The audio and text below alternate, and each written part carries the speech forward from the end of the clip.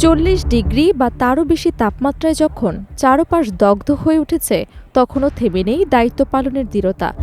তপ্ত পিচ ঢালা রাজপথে বিরামহীনভাবে দাঁড়িয়ে আছেন ট্রাফিক পুলিশ সদস্যরা, যারা প্রতিকূল আবহাওয়ার মাঝেও শহরের যান চলাচল স্বাভাবিক রাখতে নিরলসভাবে কাজ করে যাচ্ছে। আকাশ থেকে যেন আগুন ঝরছে, আর নিচে উত্তপ্ত রাস্তা থেকে উঠছে অসহ্য ভাব। চারদিকে খাখা রোদ, গরম বাতাস আর যানবাহনের ইঞ্জিনের তাপ, সব মিলিয়ে এক দহনময় পরিবেশে দাঁড়িয়ে আছে তারা।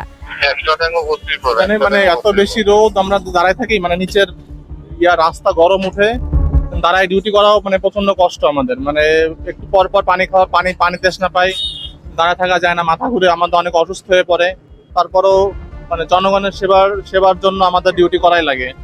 এখন যেহেতু এখানে কোনো আইন অমান্য করতে না পারে, এখানে যাতে রাস্তায় কোনো ধরনের কোনো বিশৃঙ্খলা না হয়, যানজট স্বাভাবিক থাকে, মানুষের চলাচল স্বাভাবিক হয়, এটার জন্য আমাদের কষ্ট হলেও আমরা যে ডিউটি কন্টিনিউ করতেছি।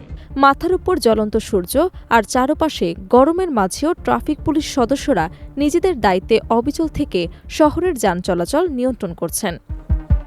এই তীব্র গরমে সাধারণ মানুষ যখন ছায়া এবং শীতলতার খোঁজে ব্যাকুল, তখন ট্রাফিক পুলিশ সদস্যদের জন্য নেই কোনো নির্দিষ্ট বিশ্রাম। নির্ধারিত পয়েন্টে দাঁড়িয়ে থেকে তারা একদিকে যেমন যানজট নিয়ন্ত্রণ করছেন, অন্যদিকে নিশ্চিত করছেন সড়কের শৃঙ্খলা।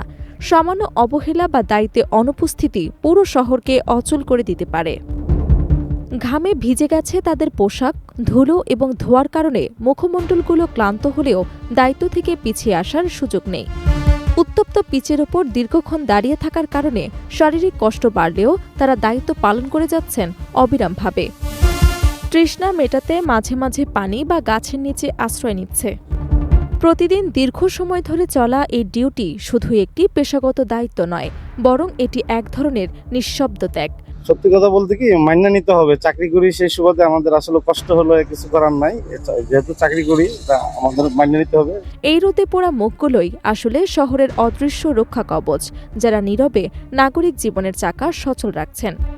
দিন শেষে আমরা যখন নিরাপদে ঘরে ফিরি, তখনও তারা দাঁড়িয়ে থাকেন সেই তপ্ত রাজপথেই। তাদের এই ত্যাগ ও পরিশ্রম যেন নাগরিক জীবনের ভিড়ে কখনো হারিয়ে না যায়, এটাই সময়ের দাবি।